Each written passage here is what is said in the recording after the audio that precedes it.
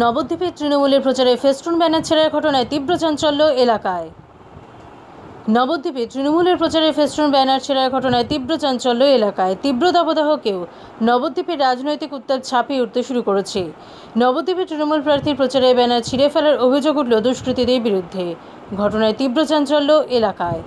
এমনই চাঞ্চল্যকর ঘটনাটি ঘটেছে বৃহস্পতিবার সকালে নবদ্বীপ শহরের ৫ নম্বর ওয়ার্ডের প্রতাপনগর বাজার এলাকায়। ঘটনায় খবর পেয়ে ঘটনাস্থলে যায় স্থানীয় কাউন্সিলর ঝন্টুলাল দাস সহ খবর পেয়ে ঘটনাস্থলে যায় স্থানীয় পুলিশ প্রশাসনও।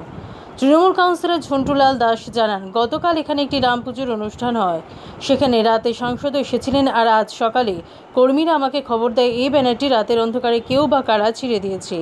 আমরা প্রশাসনের কাছে দোষীদের শাস্তির দাবি রাখছি। পাশাপাশি তিনি আরও জানান, পাশে সিপিএমের একটি ব্যানার ঝুলছে, সুতরাং এটা পরিষ্কার বিরোধীরা একজোট হয়ে অশান্তি ছড়ানোর চেষ্টা করছে। নদিয়া থেকে মলয়দের রিপোর্ট। এখানে আজ সকালবেলায় আমার কাছে এই কর্মীরা খবর দিল যে আমাদের একটা দলীয় ব্যানার ছিঁড়ে ড্রেনের মধ্যে ফেলে দিয়েছে। আমি তৎক্ষণাৎ এখানে আসলাম, এসে দেখছি কেউ বা কারা এখানে আমাদের একটা দলীয় ব্যানার ছিঁড়ে এক ড্রেনের মধ্যে ফেলে দিয়েছে। এখানে গতকালকে এখানে একটা রাম পুজো হয়েছে। রামকে আমরা শ্রদ্ধা করি, আমরাও রামের প্রতি শ্রদ্ধা জানাই। এখানে বিশাল অনুষ্ঠান হয়েছে। তাদের যে রাম সংগঠনের যে ব্যানার, তা দিয়ে আমাদের বহু ব্যানারকে ঢেকে দিয়েছে, কিছু বলিনি।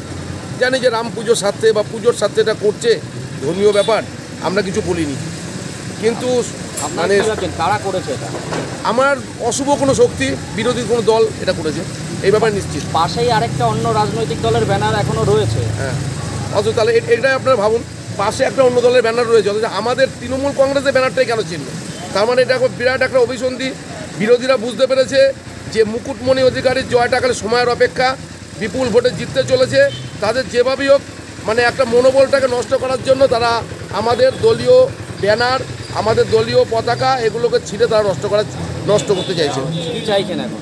আমরা চাইছি এর সঠিক বিচার চাই, আমরা প্রত্যেকে চাই। এটা কেন করছে উপযুক্ত মানে ব্যবস্থা চাই। আমরা প্রশাসনের কাছে আমরা জানিয়েছি, প্রশাসনকে বলবো যে এটা তদন্ত করে কেন এটা হলো, কারা করলো সেটা বের করুক প্রশাসন। আপনার নাম? আমি এই ওয়ার্ডের কাউন্সিলর, আমার নাম ঝন্টুলাল দাস, আমার ৫ নম্বর ওয়ার্ডের কাউন্সিলর। এটা কোন জায়গা? এটা নবদ্বীপ পৌরসভার অন্তর্গত ৫ নম্বর ওয়ার্ড, প্রতাপনগর বাজার। এটা এসছে আপনাদের এই অভিযোগ শুনে কি আশ্বাস দিল তারা? প্রশাসন নিরপেক্ষ তদন্ত করার আশ্বাস দিল। তাতে আপনারা ঠিক তো মনে করলেন? হ্যাঁ। আপনার নাম? আমার নাম বাবলু দাস।